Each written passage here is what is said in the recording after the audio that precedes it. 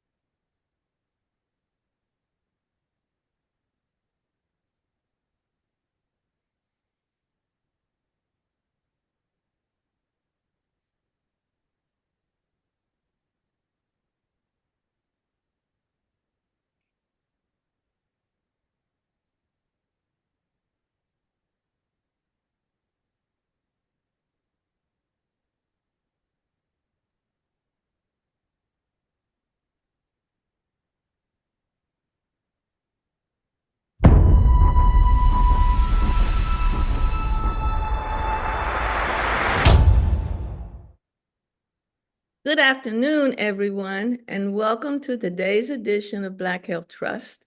We are so happy that you chose to spend some time with us, and I am very excited about our topics and our format this afternoon.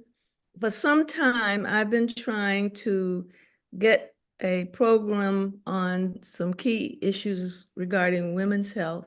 So today, my co-moderators, Dr. Ivan Walks and Dr. Jocelyn Hines, and I welcome Dr. Yolanda Lawson to be our featured, I won't say speaker, but conversation leader. What we're going to be talking about today are issues that you would think would be settled and done with, but there are a lot of questions associated with them.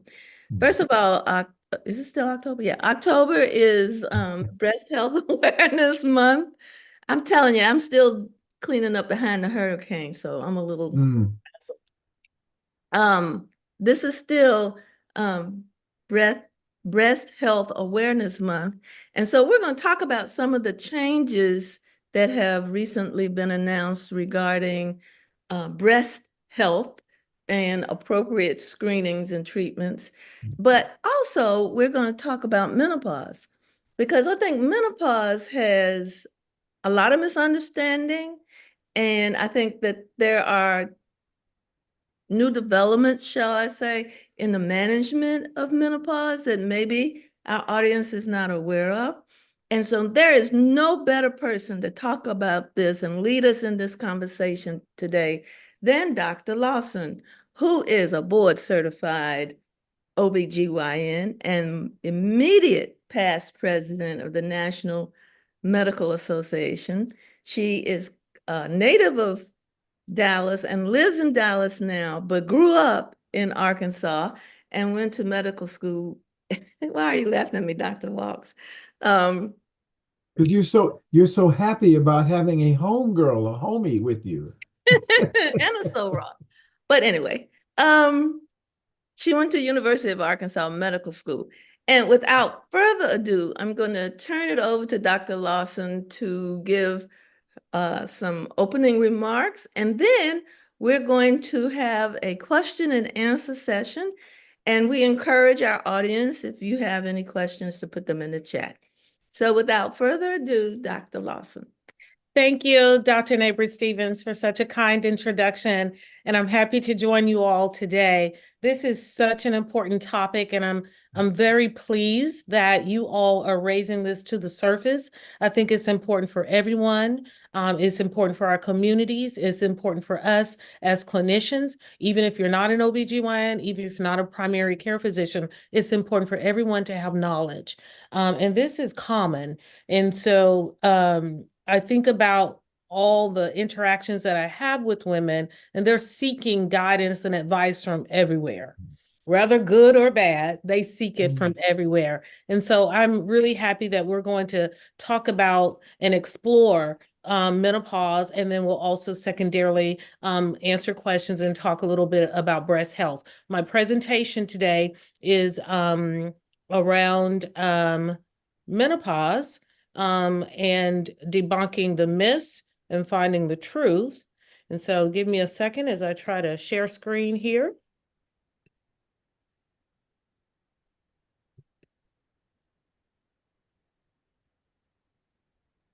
Let's see if it's gonna get me there. Okay. Can you all see the screen, Myths and Truths of Menopause?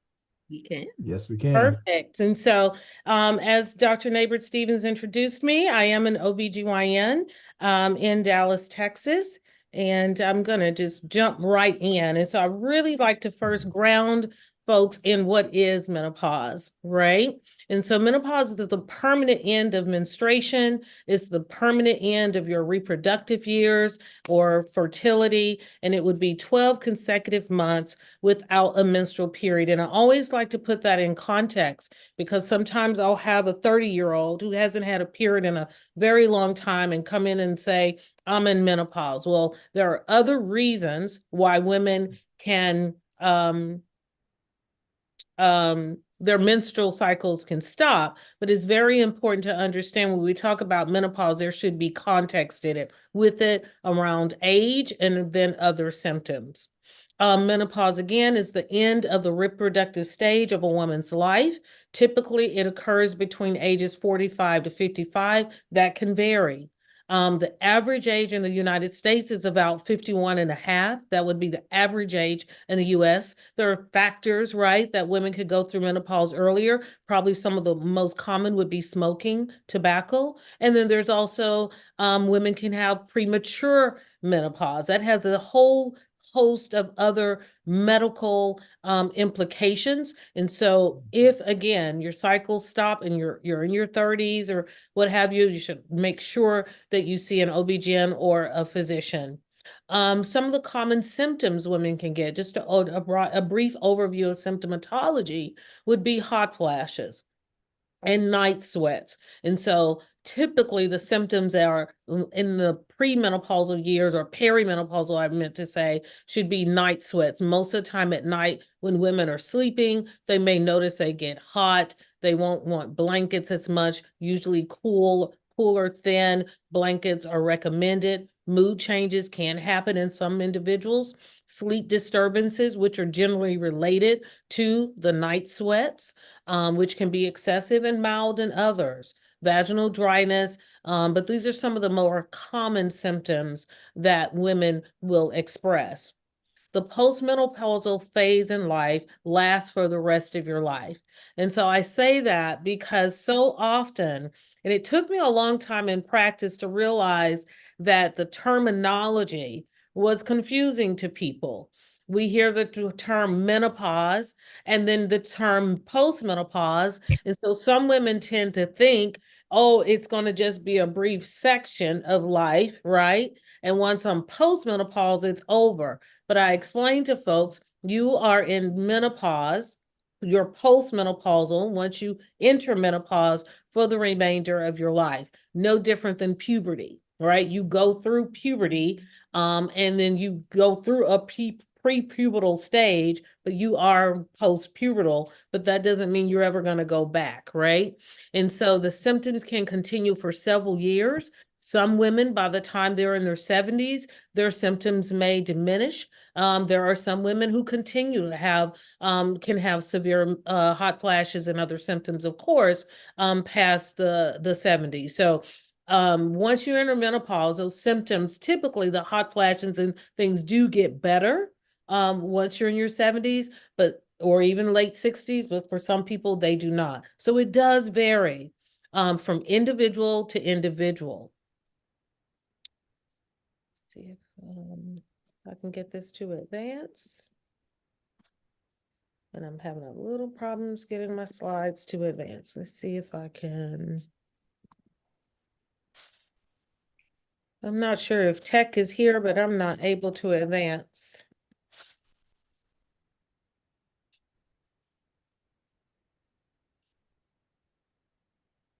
Let me see if this will work.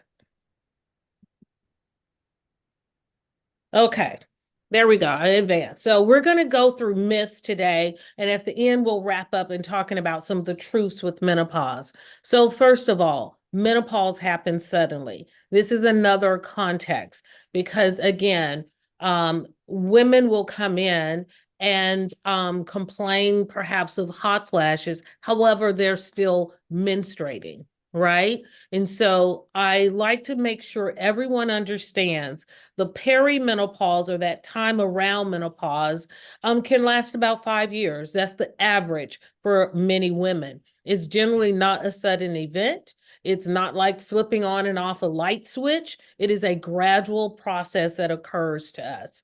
And the perimenopause, again, that's that transition when the hormone levels can be fluctuating. So I get conflicted, as I'm certain many of you will notice, like me, there are a lot of TV commercials, right, around things that folks can take, even now at home lab testing.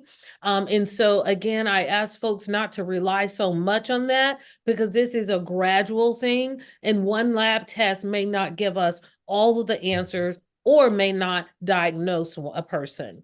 The postmenopause, again, is after 12 months of no menstrual cycles, and then that marks the official onset of menopause. What is common in the perimenopause is that your cycles are irregular. You could go 6 months without a cycle, 3 to 4 months. The cycles will be sporadic before they eventually get to the phase of the 12 months. So if you go 6 months without a menstrual cycle, we start the calendar all over again to get to that 12 months without a menstrual cycle. Myth 2, menopause is the same for every woman. That is very, again, highly individual. Symptoms can vary. Some women have very mild symptoms. They don't have troublesome sleep. They don't really have much disruption in life. However, some individuals can have very severe symptoms. The hot flashes can be very bothersome, or any of the other symptomatology.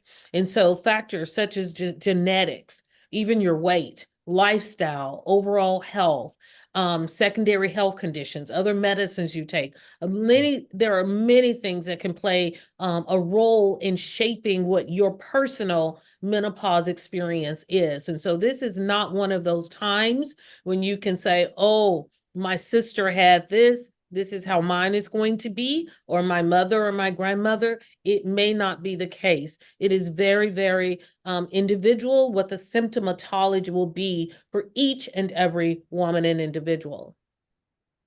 Weight gain is inevitable. That's myth number 3. The myth is women will gain weight during menopause. This is very common in day-to-day in the office. I'm sure many of my other colleagues would agree. And so while hormonal changes can lead to weight redistribution, weight gain is not inevitable. And so most individuals and persons, male or female, will gain weight as they grow older. There are metabolic changes, and so that reduced metabolic rate may require dietary and activity adjustments that occurs later in life. And healthy lifestyle choices is very important. So a balanced diet and regular exercise can help manage one's weight as one grows older. But this is very common. The one thing that does happen without the estrogen, and so when you go through menopause, you heard me state earlier, there's no menstruation. The reason that occurs is because our estrogen and progesterone levels go down. We no longer ovulate. That's the reason why you lose it's the end of the reproductive stage. And so without that estrogen and some of those hormones, and we talk about that weight redistribution, yes, some of that weight can be central or towards the abdominal area. And so that's why that exercise and the balanced diet portion are very important components to take care of yourself. Myth number 4, menopause means the end of sexual desire.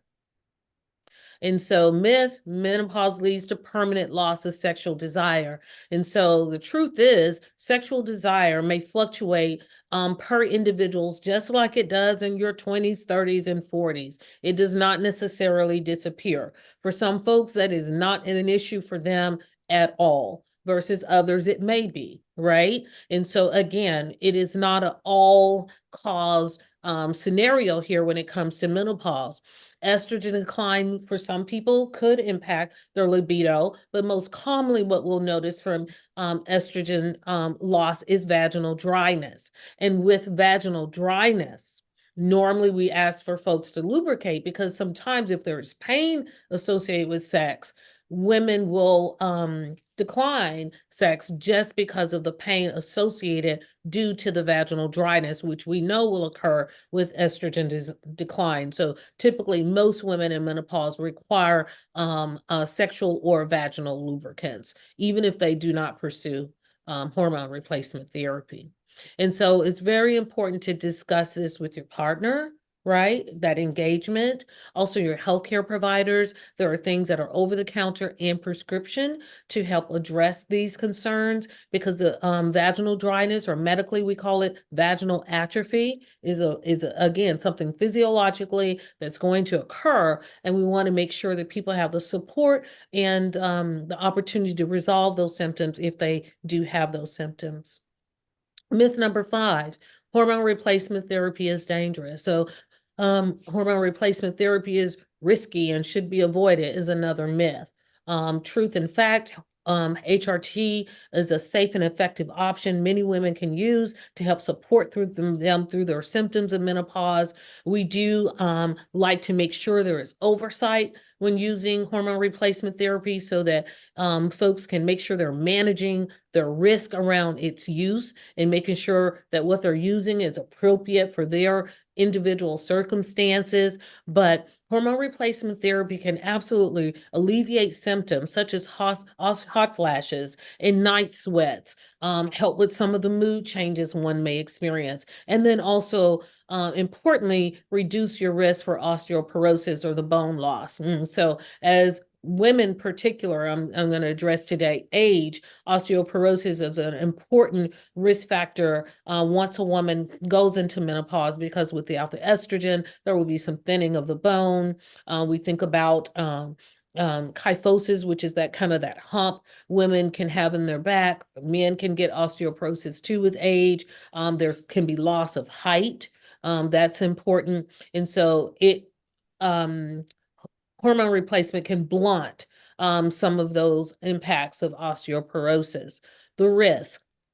And so again, you heard me mention, you have to consider your own individual health conditions, your risk of breast or uterine cancer, heart disease. If one has had a stroke, HRT may not be recommended, history of blood clots. And so when we think about even breast cancer, we think about estrogen receptors. And so some of that we will evaluate if I'm managing a person in menopause with breast, but many times it may be contraindicated to use hormones if you've had breast cancer, depending on your receptor status. And if you have an estrogen sensitive type of tumor, we will look for other opportunities to relieve your symptoms of menopause if you have that diagnosis.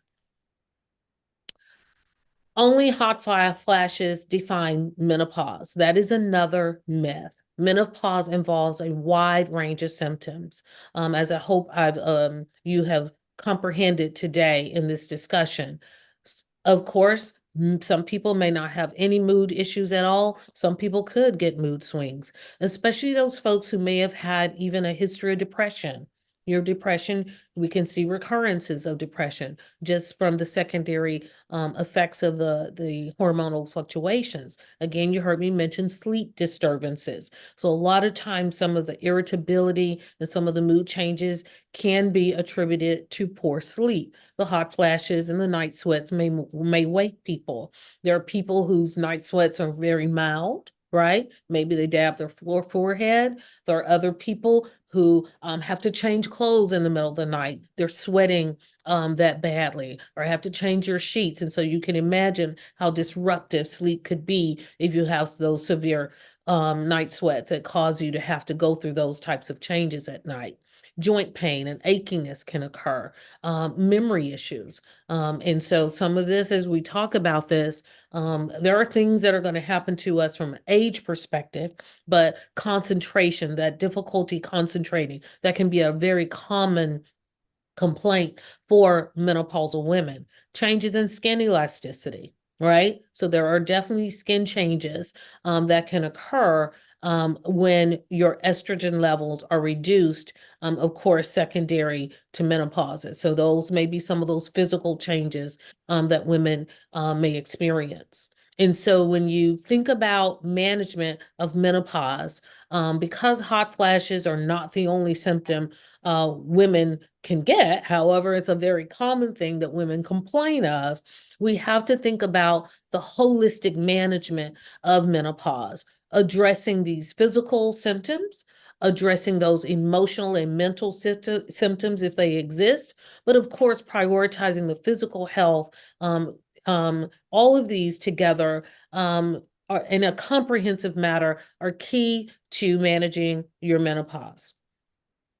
Myth number 7, you don't need to see a doctor unless there's a problem. And so I would say not necessarily true. There are many opportunities as women go through menopause and the postmenopausal state. There are other age-related health concerns that I think and totally feel there's an opportunity to optimize and maximize with my patients. And so regular checkups during menopause are important. As we talk about preventive care, you've heard me talk a little bit about osteoporosis. And so bone density screenings are important. So typically women should be getting their baseline bone density screening at approximately age 50. Sometimes Black women, it may be a little bit later. We tend to have denser bones, but that could be dependent on your frame. So my thinner, smaller framed individuals, I'm going to want them to have that bone density testing, but somewhere between 50 to 55, most women, yes, we want you to have a bone density screening. And usually we align that with your mammogram. Heart health monitoring. So cardiovascular disease rates increase in women during and after menopause. And so that's why cholesterol screening, blood pressure management, heart health is very important during this stage of life. Cancer screenings, these are essential. That's your mammogram screening. That's your colon cancer screening. That's your and making sure your uterus health is appropriate, as menopause can increase the risk of certain conditions. And then symptom management. And so as I discussed earlier, there are treatments that are available to properly manage the particular symptoms you may be experiencing in menopause. And so it's important to see your doctor or your healthcare provider to make sure you're managing things in the appropriate manner. I'm pretty adamant about that because there are so many things over the counter or that you can order offline. And so I've seen instances where people are ordering and taking this matter into their own hands. And I often say there is a difference between marketing a product, right? And then the understanding the implications of that product on your body, and then the science of products. And so we have to be careful with over-the-counter estrogen producing components because we want to make sure that someone who may have perhaps a contraindication to those products isn't taking them, not as necessarily knowing the impact. It's important to know that even if you buy an over-the-counter or online product, anything that turns on that estrogen receptor, I often hear patients confuse that, oh, well, it's natural, and they tend to think things that are natural may not have side effects, but those products can have the same side effects is something that I prescribed you and that you received from the pharmacy. So it's very, very important. I hope everyone understands that, to manage your menopause in conjunction with your healthcare provider so that you don't do anything that could be detrimental to your health. But we do want to make sure you have the opportunity to take advantage of solutions to improve your quality of life during the menopause transition. And so the last myth is menopause affects only physical health and physical well-being. And the truth is menopause, again, can also affect the emotional and mental health piece. We know that the hormonal fluctuations, like I talked about earlier, can lead to mood changes. There can be irritability, anxiety can worsen, especially if you had it before, or some of the that can trigger with menopause. Not for everyone, but some people may have that component. Cognitive effects. You often hear women talk about brain fog or memory lapses. Some of that may be age, but some of it can be due to menopause and the ability to concentrate. Taking longer to do the tasks that you may have been able to do at work really quickly. The support systems, again, with your healthcare provider, mental health resources, social supports, can also help women manage these changes if they are noticing mental health changes. So the truth being, menopause is a natural transition. And so we must continue to ensure that all women are understanding menopause. It is a normal and natural part of aging for women. I think it is so important if we don't do anything else but today, but walk away understanding that menopause is not a disease, but a phase of life that can be navigated with the right support and the right knowledge base. And so many times women think, oh, I have to, I'm going through this. And it's because I guess all of the marketing is framed as a disease state, but it's not, right? So it's a personal choice to decide to use hormone replacement or estrogen replacement, whichever you may be needed for. And I want to make that point right now for those women who've had a hysterectomy before. Those women would require estrogen replacement therapy. If you have your uterus, then those women would consume hormone replacement therapy. And the difference is hormone replacement therapy has 2 drugs in it. Estrogen replacement therapy would only have the 1. And so the reason the women with a hysterectomy take 2 drugs is the progesterone and estrogen. Estrogen would be for the symptoms. The progesterone is there purely to protect the endometrium or the lining of the uterus so that there's not the risk for uterine cancer. You know, we mentioned that a little bit earlier, but I wanted to provide some context there. And so again, it is an option. I work with folks to figure out what are your personal symptoms, what's bothering you with the menopause. Some women, mild, no symptoms much at all, don't need anything, don't want to take anything that may have to have risk associated with it. However, it is a balance, and we want to make sure that menopause is not disruptive to your quality of life. But again, it is not a disease. There is no treatment that's mandated, right, because we're menopausal, but there are opportunities to manage your symptoms. We cannot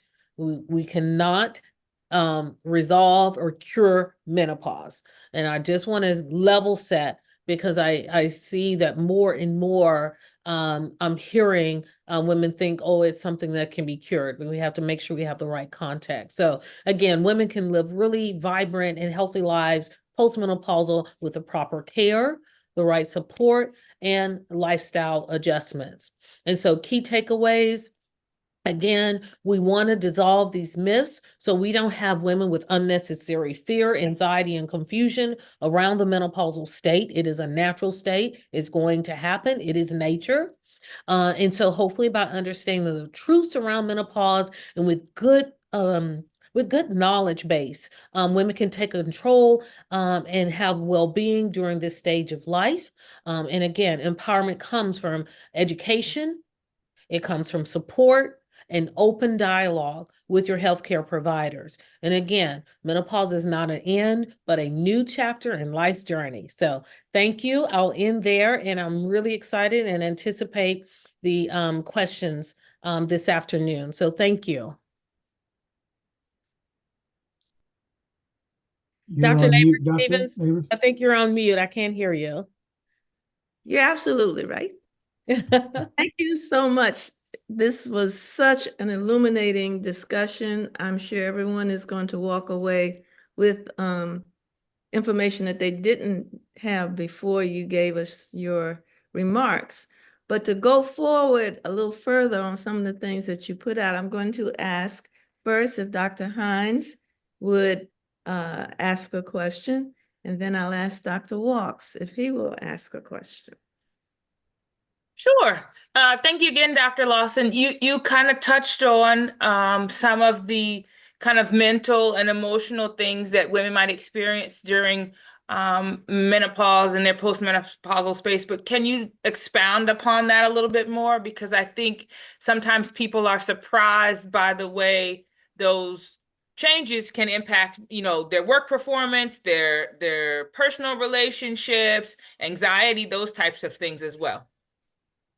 Certainly. So, as I stated before, it's not everyone, but some people, and especially if people have had underlying depression or anxiety, we can see aggravation of those symptoms. So sometimes it does require, whether it's modification of your medication dosages, it could sometimes require the transition of certain antidepressants. So there are some antidepressant classes that we have historically used to help women purely, even especially if they've had a contraindication, right, to hormones, that we may use certain classes of antidepressants to help women transition through the menopausal stages.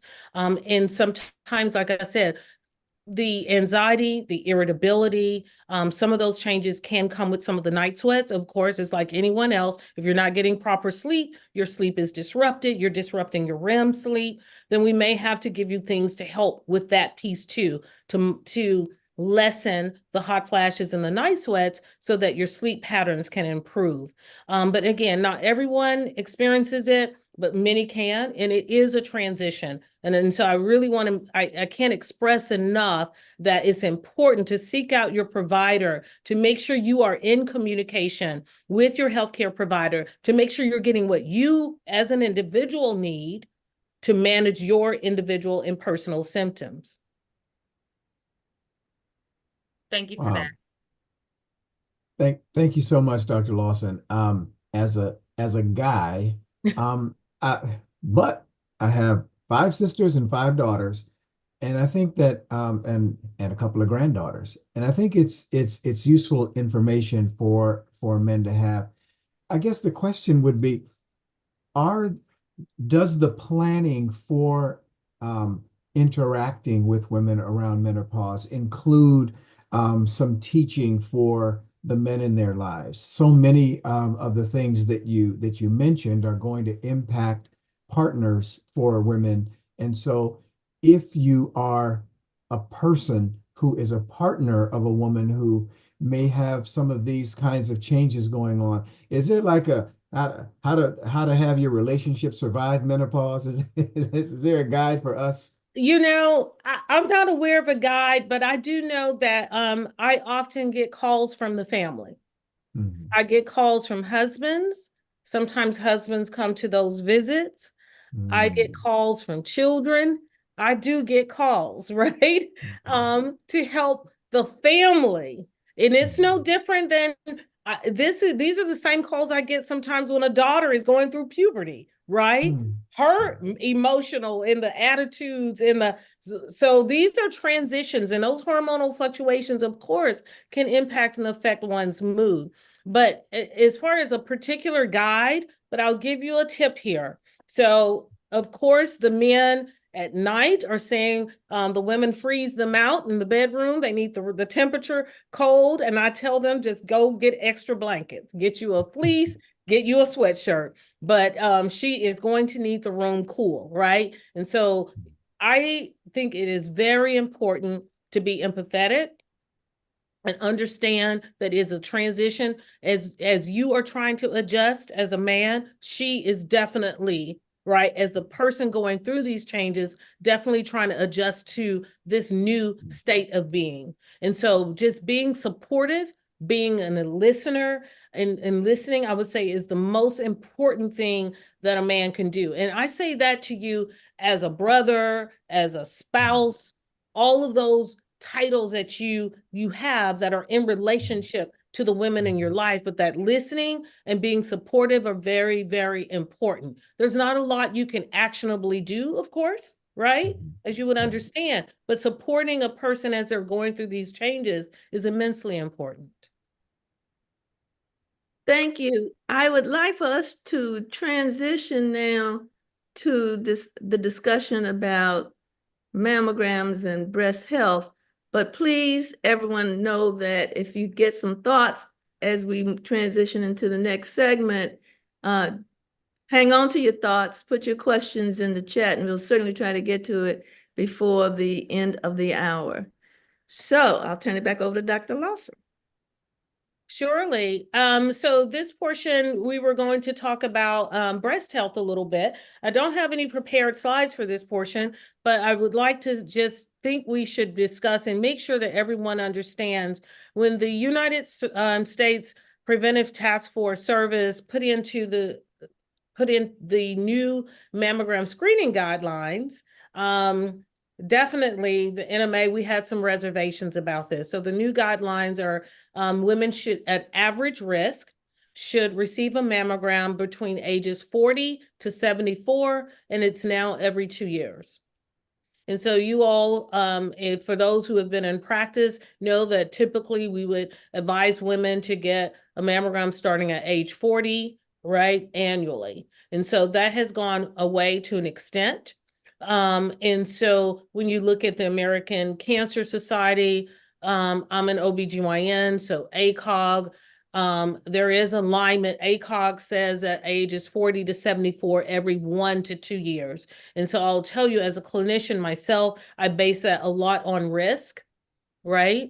We all know that Black women may have a similar incidence of breast cancer as white women, but we have higher mortality. Typically, our breast cancer is, when it's discovered or diagnosed, we're at a later stage. We may have more aggressive forms of breast cancer. And so I've been quite reluctant to move to the every 2 year screening stage, especially for Black women in particular. As far as the age 74, when do we cut off?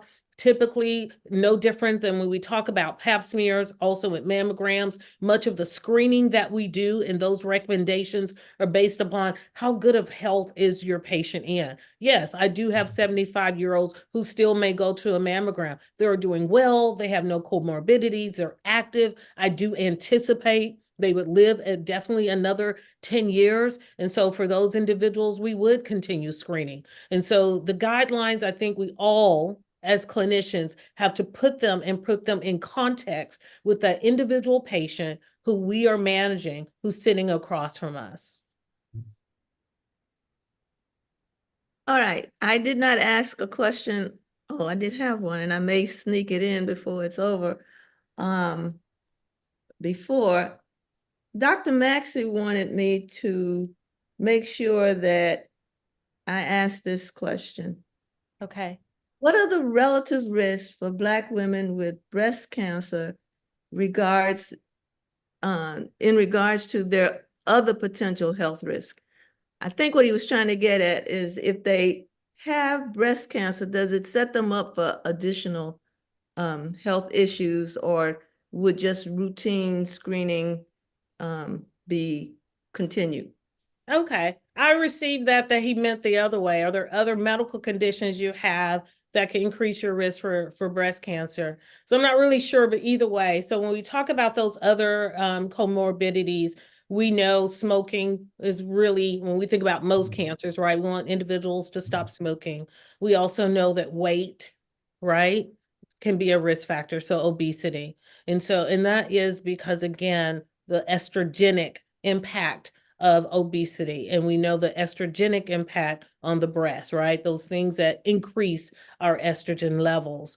And so when you, in Barbara, you'll have to help me now. You're saying things that if you have breast cancer, can have on your other risk. So some of that may be, especially when you talk about from a women's health standpoint, and as we're thinking about menopause. So sometimes even a premenopausal woman who has gone through treatment for breast cancer, of course, may have hot flashes and such, especially if they've had to receive chemo and radiation. It can affect the ovaries. And so they can have a premature onset and deal pretty significantly, especially if you're a younger woman getting breast cancer, with hot flashes. And of course, you heard me mentioned earlier, those women may not be candidates, right, for hormone or estrogen replacement therapy, because with breast cancer, we're very careful to give hormones because we don't want to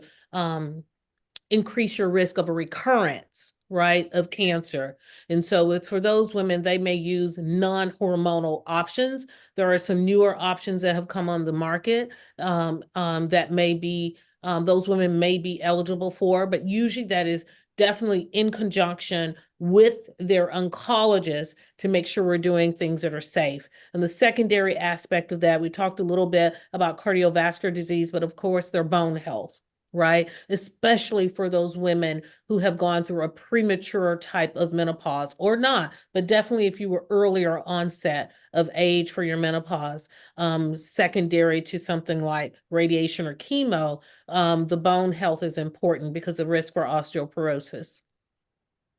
Maybe 3 weeks ago now, I lose track of time.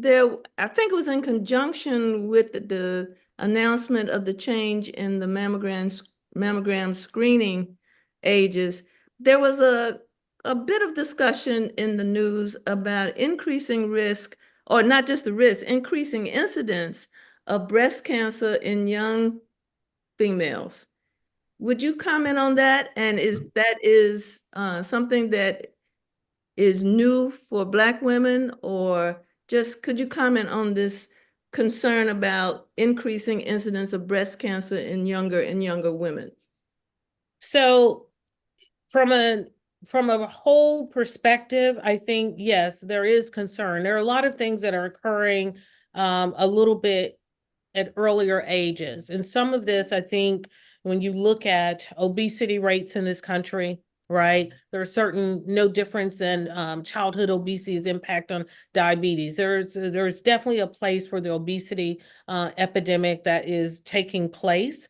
From a genetics piece, not so much. However, I tend to really advocate for genetic screening for those relatives of these individuals who may be getting cancer earlier. I definitely advocate for the genetic screening. I think we have tools at our hands and are disposable to us now that we can utilize to help our communities and our patients.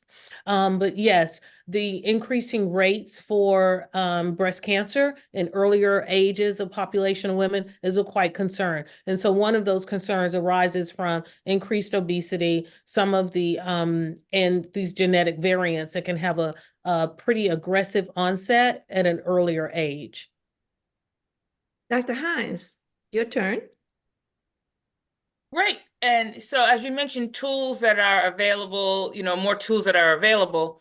When I had my most recent mammogram, they asked me, when I go to the radiologist office, they asked me if I wanted to have the AI assist with the reading of the mammogram. Now, I'm already aware, but what didn't happen is no one explained what it meant. There was just a form, right? And it was like, do you want it, yes or no? And if you want it, yes, there's a fee. So I was wondering if you could just speak to what that is, what that means. Because while I was there, I heard one lady, her response was, I still want a person reading. I don't want a computer to decide, right? I still want a person. So she said no, right? And then there was another lady who was torn because she didn't know what to do. She just happened to be sitting next to me and talking, and we kind of talked about it. But if you could just speak to that a little bit. Yeah, well, I find that extremely interesting that they even ask you, right? Or that they were charging a fee. That's very interesting. And I think back when they started using these tools for like reading cells on pap smears, right? Because if you think about from the pathologist perspective, right, it helps provide efficiencies within their work. And so these AI tools are really common now in many radiology imaging testing, right? Whether it's CTs, MRIs, or mammograms. And so these tools will read through the images first, and then the doctor, and they may actually point out things the doctor may not have seen. And so it is a secondary piece of evaluation of the imaging test. I find it very interesting that they would put forth that they're charging an extra fee for that. And so, but I think that from us, many of us, who are in medicine, we'll continue to see this is evolving. And I don't think it's going away. I think many imaging centers are using AI-assisted tools to help them diagnose and evaluate the imaging testing that's being performed in our patients. And that, again, does not mean that the doctor or the radiologist is not also right, evaluating the study as they normally would. It's just that they're using these tools in conjunction to hopefully diagnose or things that may be missed by human evaluation. Dr. Thank you. Walks, your turn. Thank you for giving me a turn. Dr. Lawson, thank you. Thank you so much. Because I don't want to speak for men in general, but Yes. I have man questions. There are certainly areas that we discuss a lot about women sort of taking the lead for the health of the family and for their men. I know even doctor men need to be encouraged to do the Yes. stuff that we have to do. But is there any correlation with, as someone that focuses on the mental health part of things, people sometimes don't want to go because they don't want to know. There's that stigma, and then there's that personal sort of, do we find that same sort of need to encourage women to go and get your checkup, to make sure that you are following whatever the current guidelines are, that your practitioner is not dismissing a concern that you have because you're either too young and outside of the I remember a girlfriend decades ago who had a concern about a lump but was in her 20s and sort of got brushed off. Well, it's not time for that. So I guess my if I can boil it down to a question is, do we have a problem with practitioners saying you're outside of the guidelines, or women saying I'm outside of this guideline or that guideline? There can be some of that, right? Absolutely, because it's more than just what the doctor says. It could be insurance, right? It could be, or Yeah. lack of insurance. Sometimes people may delay because they don't want to rack up bills, is what they'll say, right? They don't want the debt or the bills. I think that things are so much more progressive. I think here we are in Breast Cancer Awareness Month, right? I know in my local community, there are screenings and places people can go for a screening mammogram. The issue that comes up is what happens when you need more than that? So commonly, women get a mammogram reading, it could be dense breast. The recommendation here, you may need an ultrasound, you may need an MRI. Affordability comes into it. The second piece of that, and I love your question, because when you think about folks in their younger ages, 20s and 30s with lumps, right? Many people, the angst, I'd say the most people are going to pursue care, right? And go figure out what's wrong. And so sometimes though, there are benign conditions, right, that can cause lumps. I give folks the option. We can observe this, or if you're going to be in angst, right, because that can create anxiety, that there's something there I feel every day, right? I feel it every day. And do we want to pursue management or treatment of that? There are things such as folks have implants, right? That's a common thing. We're navigating, it's the mammogram going to pick up something that may be obscured by my implant. So we navigate all of these things. And so I wholeheartedly think it's very important. Again, I keep stressing the importance of just making sure you have a relationship with a doctor or healthcare provider you trust. So you can have someone that you can discuss these concerns with, in making sure they're routing you through the appropriate mechanisms, right? And so I'm very careful when people say, oh, the doctor blew it off, but sometimes people only hear what they hear because you are anxious when you're at the doctor. And so I could say something wholeheartedly, and it's not uncommon if a husband or a boyfriend is there. She asked me the same question, and he's like, now, Jill, she just told you, and so that anxiety kicks in where people really do. And so that's why it's also important. Bring someone with you when something is wrong, especially who can hear the messaging, hear the response from the doctor along with you to hopefully remind you what they said. Thank you. Dr. Walks, as usual, you have opened us up to a whole nother discussion, but we have, Sorry. no, that's a good thing. There's never too much information. There are two questions in the chat. The first one is a general question. What are the recommended screening tests for women with dense breasts? So some of that, many times it may be either ultrasound. So we may be doing ultrasound, or it's going to be pretty much an MRI.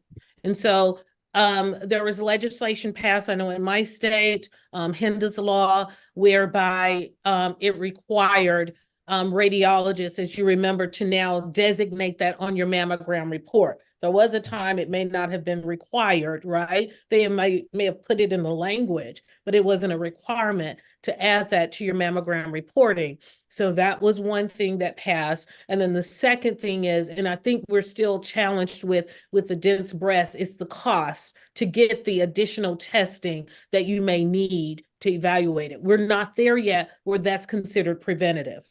Right? It is still going to be considered a diagnostic testing that's going to trigger your deductible or a co-insurance. And so again, that's another thing that we need to work on from a policy perspective to close and reduce disparities. The other question in the chat is directed at a specific diagnosis, which is our audience knows we don't diagnose and we don't treat.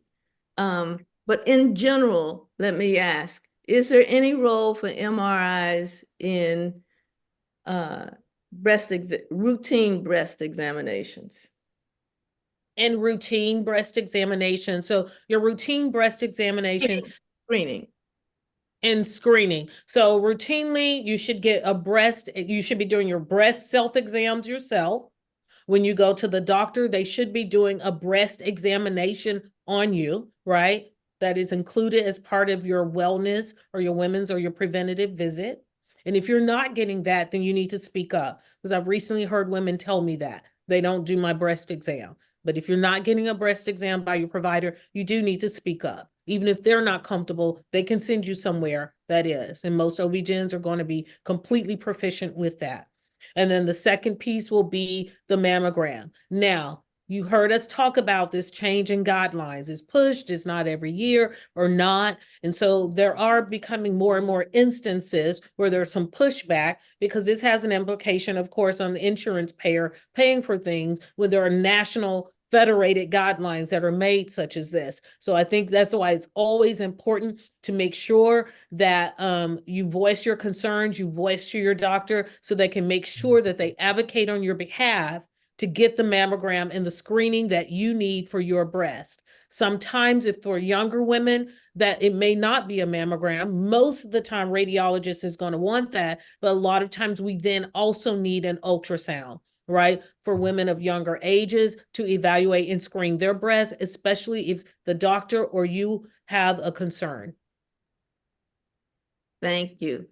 As we are now at the top of the hour, I'm going to ask my co-moderators to give their final comments after you give your final comment. We have we're just so thankful that you came today and Mm. hope that you will entertain future invitations. I certainly will. You know, I enjoy this. I enjoy having these types of conversations. I enjoy that we have the opportunity to educate our communities, educate women and men. And I really appreciate the invite. Dr. Hines. Well, again, thank you very much, Dr. Lawson. If I could put a plug for the future conversation, I would love for us to talk about society's changing kind of views on the beauty standards and aging and things like that as far as postmenopausal and menopausal women. I see a whole lot of things in my OBGYN's office for beautification that I didn't used to see Yes. 20 years ago. So we can talk about that another time. But as far as today is concerned, thank you so much for taking such a comprehensive discussion, especially on menopause. I see a lot of my friends and peers, and medical people included, just sitting around suffering, partly because they don't realize that they have options. So thank you very much for delving into that and letting all of the women know, right, that there are options, and you don't have to, just because it is not a disease and it's a life thing, doesn't necessarily mean you just don't have to do anything. So thank you. Dr. Walks. Thank you for being inclusive, Dr. Lawson, and really giving information that that is important just for humans. So many times we try to separate things into mental health, physical health, man stuff, woman stuff, and this is really all human stuff if we're going to be able to exist together. I didn't want to let this conversation go without bringing up someone who I did get to know as we talked about breast cancer, and that's Richard Roundtree, who was the original and best Shaft, and played the role many decades ago, who spoke openly about his challenges with breast cancer. And I just wanted to make sure that as my friend and colleague Dr. Clark put in the chat, we do have to look at things in more of a public health focus and involving men and the community in promoting this kind of knowledge about the health of women. Do so much in our communities and so much with respect to the health of our families, as Dr. Clark put in the chat there. And I hear you, Dr. Clark. We really do need to have a public health effort to make sure that the health of women becomes a community focus and not in addition to it being a women's focus. So a shout out for all the brothers who think that no, breast cancer is a woman thing. No, breast cancer is a person thing, and we need to really pay attention to any sorts of lumps and do those exams ourselves. Also, I know Dr. Neighbors, even though I'm going way too long, but also I wanted to focus on the comment that Dr. Hines made a minute ago about all of the beautification things that are in the office. So much in not only in the office, but on television, every place else, is about the superficial parts of us.